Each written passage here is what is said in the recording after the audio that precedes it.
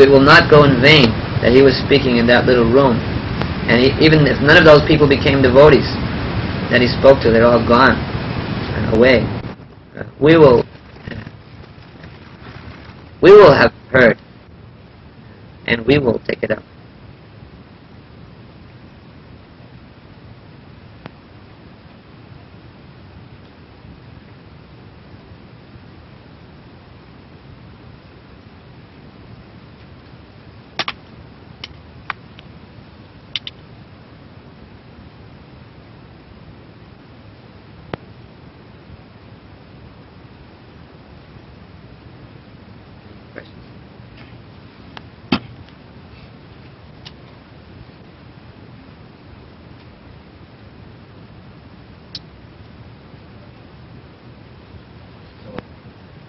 Try to always preach for Srila Prabhupada so everyone knows his name and that we should try to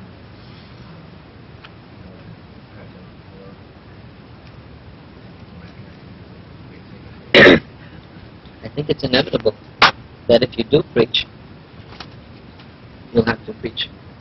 If you just say, should we preach? Yes, of course. Then once you go out to preach, how can you not preach? Like last week I gave a class in high school. So I had to speak to these people. They don't know anything. They had heard we're a cult. So this is a Krishna consciousness movement. You don't know about this in America, but this was brought to this country in 1965. I had a picture of Prabhupada by the founder Acharya of this movement. He's written these books. And this is not like a cult. This person is very authoritative, saintly person. It's not that he made this movement up, but it's the original culture of India, but he brought this culture, and I preach about the Bhagavad Gita, of course, but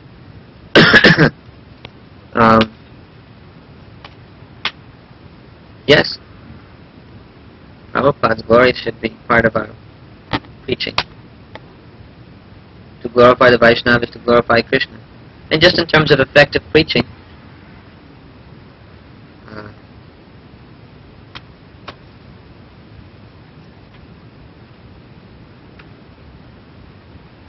should be there. It is our ultimate authority, Guru Shastra Sadhu.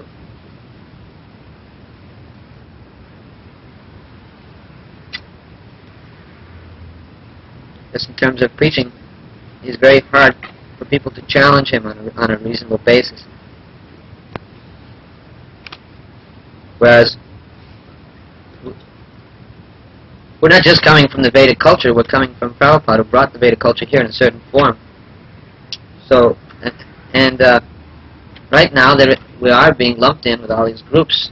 So to preach of Prabhupada is very important, because they've never been able to do much of a job on discrediting Prabhupada. They just gave up. And they may try to say, yes, he was authentic, but his followers are not. So we have to prove ourselves authentic. But he's such a security for us to preach that we have to do that. No, this is not like the Munis. It's not like this other guru, cheater, this cheater. This is his teaching. This is his life.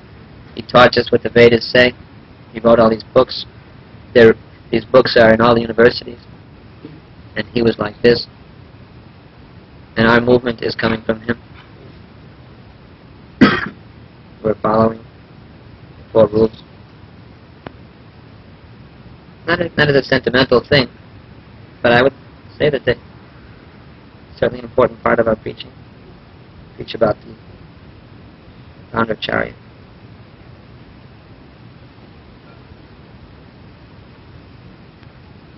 I find actually that by concentrating on my own service in this biography, I become less sentimental about Prabhupada Katha.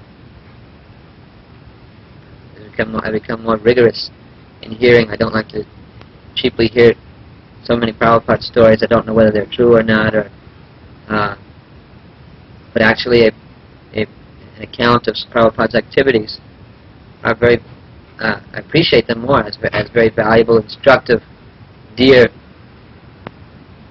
teachings and dear activities. I'm just sort of countering the charge that someone might say, well, to preach about Prabhupada is like that. That's just for insiders, it's a sentimental thing. But if you actually take it seriously, his life is full of examples. Like the lives of the saints, they're not just meant for insiders, they're to show saintly qualities. So his activities show this. If we learn to tell about Srila Prabhupada's life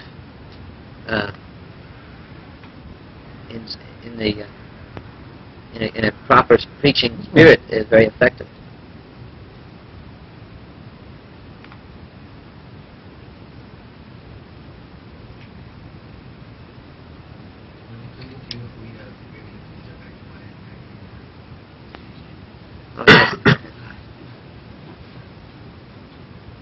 Now it's, I was just supposed to do that today. The Sankirtan newsletter, they asked Srila Ramaswamy Maharaj and Tamal Krishna Maharaj and myself to make some statements to encourage the devotees, because this is the marathon month. So there hasn't been much propaganda made, unfortunately, although the GBC decided to have a marathon month in April where Back to Godhead would be distributed as the main distribution. I think the resolution read that everyone will distribute Back to Godhead this month, except for those distributors in airports who cannot adjust their distribution. So it's supposed to be like 3 times the usual distribution this month. So I heard Tamal Krishna Maharaj, he wrote something about techniques, how devotees could do this, how they could distribute more. So I was supposed to do something. But this month especially, but then always, without, if it can be done without detracting from the book distribution or the temple income, it should be increased as much as possible. And not just that one has to be philanthropic about it, but that you get returns in terms of devotees who will come. Several regions have taken these regional ads. I had one magazine with me. On the back it has an ad for the opening of Prabhupada's Palace in September. That was taken by the New Vrindavan Zone. And then inside they have another, like a half a page, just for their activities. And Tamal Krishna Maharaj's zone did that also. One could do it even for a temple. In this way, one can make the distribution of Back to God in the area very helpful for the local preaching.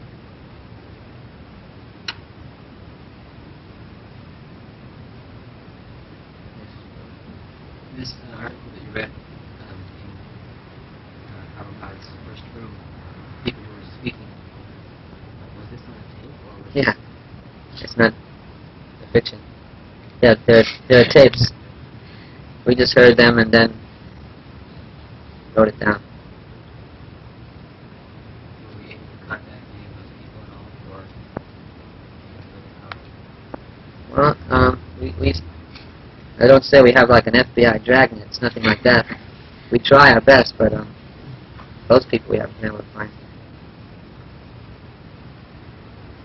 I was just wondering if some of those people in that very early time. Oh, there are plenty of people from that time, but not these particular people who spoke out. We don't know. But I mean, this whole time we know. I mean, I wasn't there, and Prabhupada never talked just a little bit about it. But we found people who visited Prabhupada up there, and even though they're not devotees, we've seen all kinds of non-devotees in all kinds of circumstances. Some who are even inimical, but we just sit and talk with them and try to get the facts from them. And it's actually from these people that all these circumstances are reconstructed.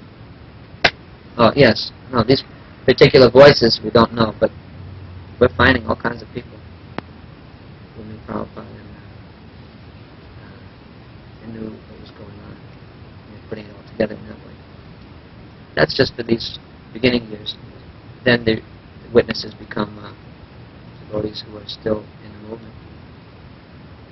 But it's very exciting to uncover Prabhupada's activities which were not known by the devotees in general.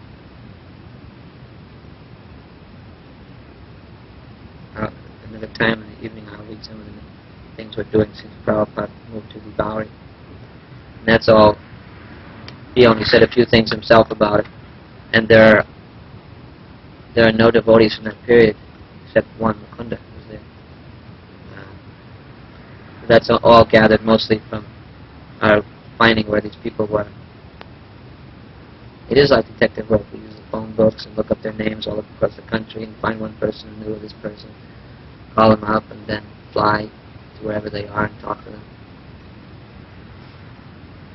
Usually most of them are in Maya, but just by, and they've left, or they left before there was even a movement, or they left after there was a movement, and they don't have good feelings toward the movement. But as soon as they begin to talk about Prabhupada, it's like a cloud lifts, and they,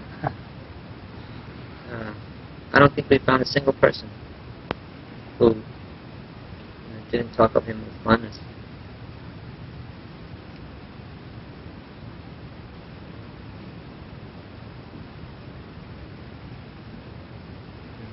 How much emphasis will be placed on the series before you can do that? Well, as much as we can get material. There's a boy, we gave him a tape recorder, Santos, he's working in Calcutta area. There's a boy, Bahushra, he's working in other parts of India. Another boy's working in Bombay, getting interviews and things. It's skimpy, actually. And we were told by some of the Vaishnavas that it's not that we should have a very detailed account of Prabhupada's family relationships and his business. That's not considered the way to describe the life of the Vaishnava. But still there's a lot of material of his spiritual activities, even as a child. And since he left home and took sannyas, I don't know, it just depends how much material we get.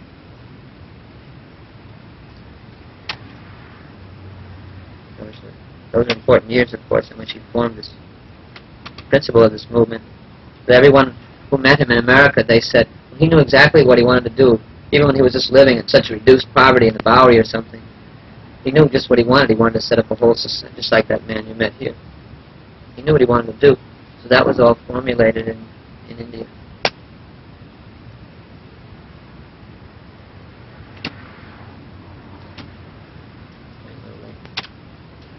Thank you.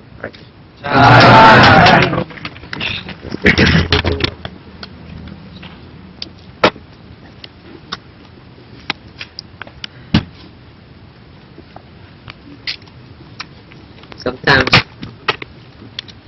I've read to you from the biography we're compiling, Srila Prabhupada's life. So I'd like to do that again sometimes when I'm here, a few nights. Tonight I'd like to do that. I thought first I'd just first tell you a little bit what I've been doing for devotional service.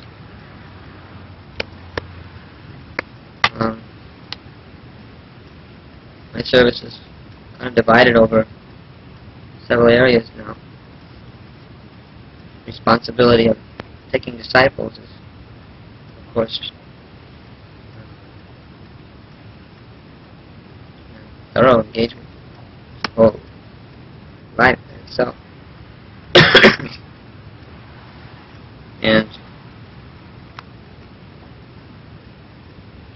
I have now taken about 150 disciples in initiation, and as you already know, it's mostly in zones of Radhikesh Maharaj and Rupanuga, East Coast, Boston and New York and Philadelphia and Washington, and my own zonal responsibility in the Kitanagari and Baltimore, also Radhikesh Maharaj's zone in Trinidad and Puerto Rico. I try not to take disciples outside of that because I feel unless I'm can regularly hope to visit, it's the care is not complete.